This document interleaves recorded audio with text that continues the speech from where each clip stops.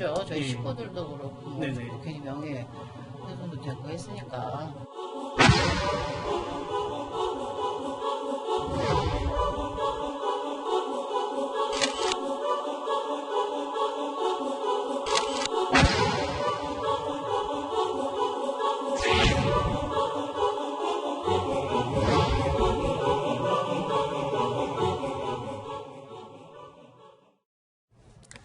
자, 이번 순서부터는 박지훈 변호사가 함께하겠습니다.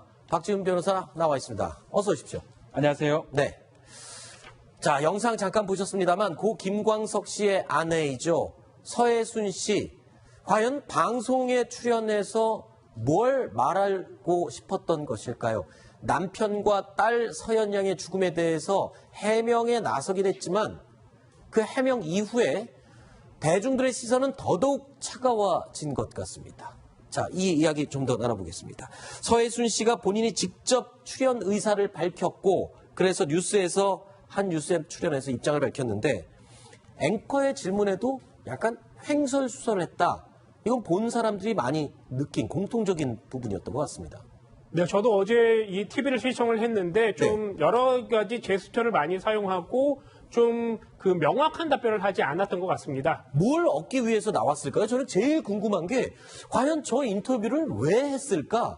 그게 제일 궁금한데 어떻게 보셨어요? 네, 일단은 이분이 그동안 여러 가지 의혹이 제기가 되자 사실 자신에게 화살이 많이 쏠렸습니다. 네. 그러자 이 사람이 어떤 입장을 내놔야 되는 것 같고 또 수사가 올지도 모른다 이런 강박경매에 시달린 것 같습니다. 실제로 22일에는요 국가인권위원회 가서 진정서를 제출하기도 했습니다. 네. 여러 가지 자신이 어느 정도 답변을 해야 되는 것 같았기 때문에 여러 가지 자문도 얻고 해서 그 공개적인 자리에 나왔을 것 같지만 하지만 답변은 사람들이 생각했던 것과 달리 좀 기대 이하였다는 평이 주류를 이루고 있습니다. 박 변호사님, 만약에 이 서혜순 씨가 어떤 전문적인 변호사라든가 법률 전문가에게 좀 조언을 구하고 방송에 나왔다면 저렇게 답변을 하지 않았을 것 같다라는 생각이 들어요. 그런 준비가 전혀 없었던 것 같지 않습니까? 저 역시 시청을 다 했었는데 느낀 점이 전혀 준비를 하지 않고 왔다는 느낌이 많이 들었고요. 네.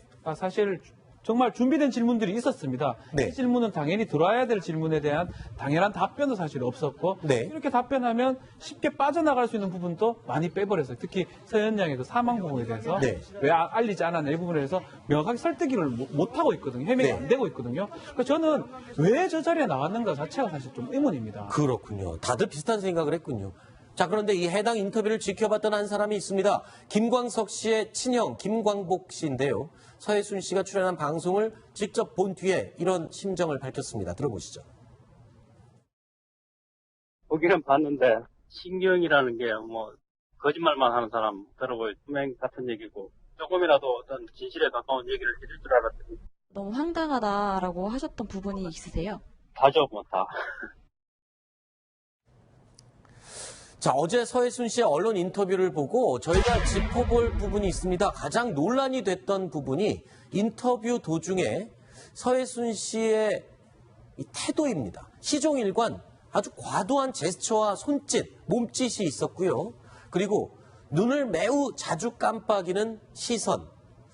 자, 이런 것들이 눈에 띄었습니다. 누리꾼들은 서혜순 씨가 전형적으로 거짓말을 하는 행동이다라고 갑론을박을 벌이는 중인데 서혜순 씨는 왜 이런 행동들을 한 것인지 이 부분을 한번 지켜보도록 하겠습니다.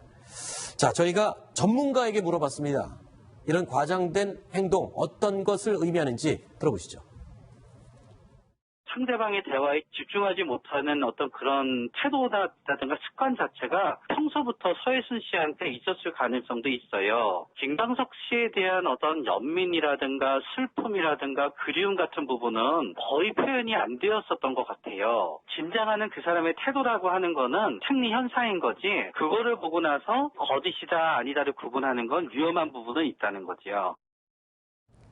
자, 이 부분은요 저희가 SNS 또는 인터넷상에서 서혜순 씨의 행동을 보고 거짓말을 하는 전형적인 행동이라고 네티즌들이 너무 단정을 짓고 있어서 저희가 한번 물어본 겁니다. 그랬더니 정신과 전문의께서는 저것을 거짓으로 무조건 단정할 수는 없다.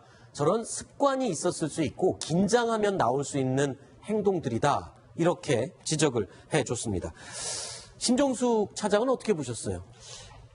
저는 사실은 저분이 자기 딸, 게다가 아픈 딸이 그런 사망을 했는데 그 얘기를 너무 담담하게 네. 남 얘기하듯이 하는 것을 보면서 참 놀랍다는 생각이 들었고요. 네. 본인 일이 아닌 다른 사람 얘기하듯이 하는 것처럼 그렇게 반응을 하는 걸 보고 굉장히 놀랐고, 경황이 없었다는 얘기, 경황이 없어서 사망 신고도 안 했다? 뭔가 앵커가 하는 질문하고 핀트가 안 맞는 얘기 같은 것들을 반복적으로 하고, 그리고 눈도 굉장히 많이 깜빡거리고 막 이런 네. 것들을 봐서 약간은 불안해 보이기도 했고요. 지금 경찰에 아마 소환이 될 텐데 경찰에 가서도 저런 식으로 대답할 수는 없을 것 같다는 생각이 어제 그 인터뷰 보면서는 들었습니다. 그렇군요. 이 경찰 가서 경찰의 질문에는 저렇게 엉성하게 대답을 할 수가 없겠죠. 대답이 나올 때까지 생방이고 계속 물어볼 거 아닙니까? 앵커가 질문하니까 생방이 사고가 날 수 있기 때문에 질문을 네. 하지 않는 거지. 네. 경찰에서는 한 개 답을 하면 거기서 계속 추가로 질문이 가능한 부분이거든요. 네. 경황이 없다고 답변을 했어요. 왜 알리지 않았냐? 왜 경황이 없느냐? 뭐 때문에 경황이 없느냐? 또 거기서 질문하고 질문하면 계속 깜빡깜빡거리거나 이렇게 하기는 사실 쉽지가 않다. 그렇군요. 자, 그리고 두 번째 또 이야기로 넘어가겠습니다. 조금 전에 심정수 차장이 잠깐 언급을 했는데요.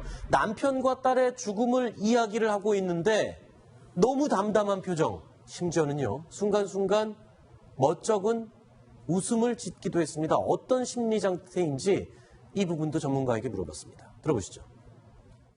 타인의 감정에 대해서 공감을 하는 부분에 있어서는 뭔가 떨어지기 때문에 딸과 대화를 하고 딸이 어려움에 처했을 때도 아마 어제와 같이 반응했을 거고요. 김광석 씨가 어려움에 처해 있을 때 김광석 씨와의 대화도 아마 어제와 같이 이루어졌을 거예요. 김광석 씨랑 아이 얘기를 하면서 굉장히 눈물도 흘리고 내가 당신들이 생각하는 것 같이 나쁜 사람이 아니다. 나도 심장을 가진 사람이다 라고 보여줘야 되는데 그런 부분에 있어서 거의 다 실패한 거지요.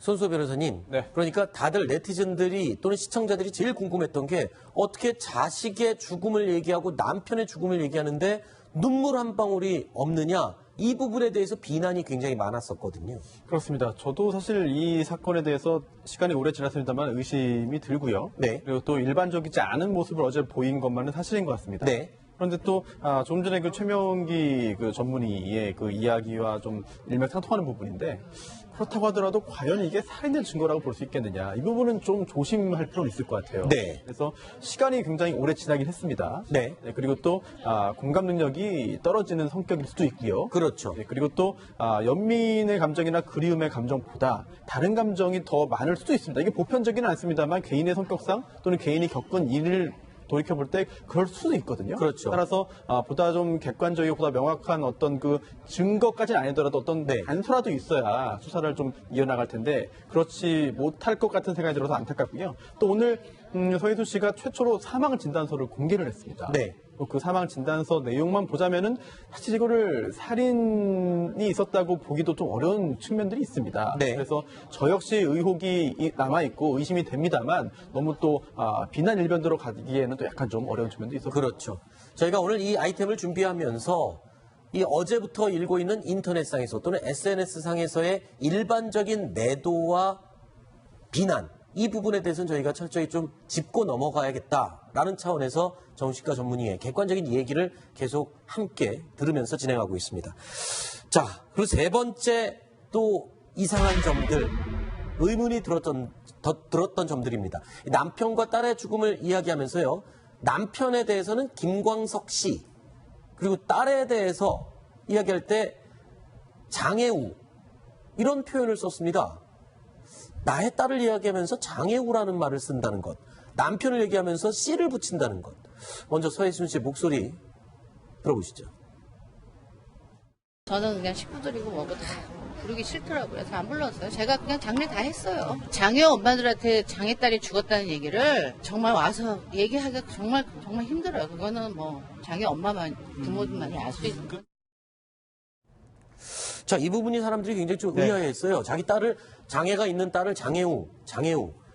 이 딸에 대해서 장애우라고 얘기를 하죠. 김광석 씨도 어색하고 네. 어제 지금 인터뷰를 한다든지 그 장면에서 한 번 더 울거나 한 네. 번 더 억울하다 아니면 뭐 이런 표현이 별로 없습니다. 감정이 복받친 표현이 없고 아주 담담하게 얘기를 하고 있고 제3자의 시각으로 객관적으로 얘기하려고 노력하는 모습이 보이는 게 사실 어색하긴 한데요.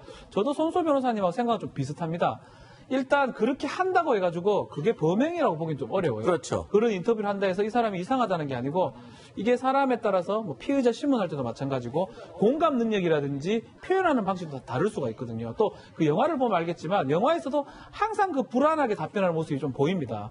눈을 깜빡거린다든지.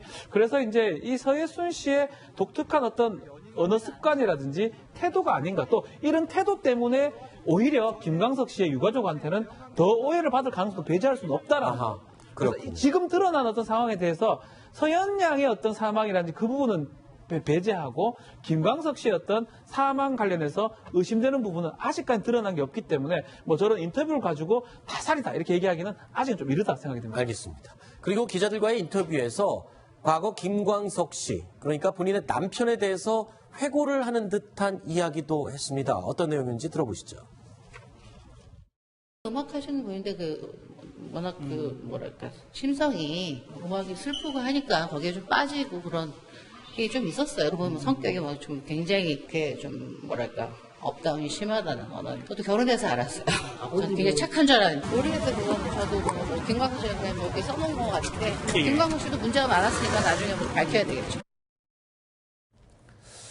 자, 그리고 이 서예순 씨, 이 장애가 있는 딸을 돌보면서 경제적으로도 많이 힘들었고 마음적으로 힘들었다라는 얘기를 여러 번 밝힌 바가 있습니다. 그런데 이번 사건이 불거지면서 미국에서의 생활에 대한 제보가 잇따르고 있습니다. 그런데 미국에서 살았던 미국 생활, 서예순 씨가 얘기하는 것처럼 그렇게 어렵거나 경제적으로 힘들었거나 그렇지 않았다는 주변 제보가 막 쏟아졌다고요?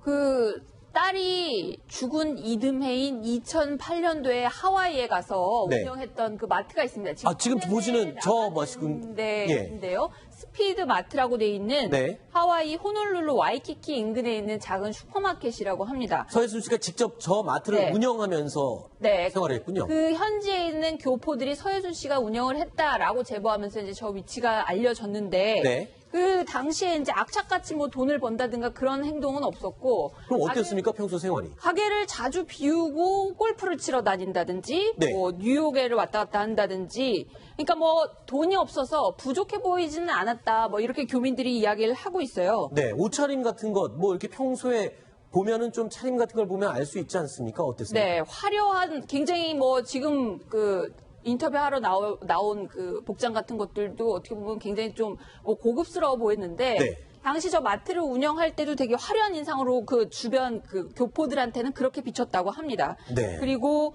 뭐 식당을 다시 해볼까 뭐 여러 가지 사업 구상 별로 한마디로 경제적으로 쪼들려 보이지는 않았다는 것이 그 교포들의 증언입니다. 자, 그렇다면 미국에서 생활하면서 이 서현 양을 돌보는 경제적 어려움 그리고 마음적인 어려움이 있었다. 이런 얘기는 조금 얘기했던 것과는 많이 다른 부분 같아요. 그렇죠? 이런 부분들도 나중에 좀 참고가 되겠습니까? 경찰 조사에서 박지훈 변호사님? 많이 참고가 될 걸로 생각이 네. 듭니다. 경찰에서는 또 전면적으로 쳐다봐야 되거든요. 그러니까 실제로는 김광석 씨 조사를 할 수는 없지만 네. 서현 양의 사망 부분, 특히 사기 부분은 조사를 해야 될 수밖에 없는 유기치사까지는 몰라더라도 그건 해야 되기 때문에 사기를 한 이유가 뭘지, 왜 그 사망 사실을 속였는지, 저작권을 가지려고 했는지 그 부분을 조사해야 되기 때문에 본인의 그 당시에 그 이후에 어떤 미국의 사회에 대해서 들여다볼 수밖에 없고요. 그게 조금 거짓이 있다 그러면 그것도 충분히 어떤 조사의 이유가 될 수가 있다고 생각이 듭니다. 알겠습니다. 자, 5번째 이야기까지 살펴봤는데요. 이어지는 6번째 이야기에서는 이 사건에 대해서 경찰이 정식 수사를 하겠다고 밝혔죠. 경찰의 수사는 어떤 방향으로 어떤 부분에 집중을 하게 되는지 이 부분을 다음 이야기로 나눠보겠습니다. 확인해 보시죠.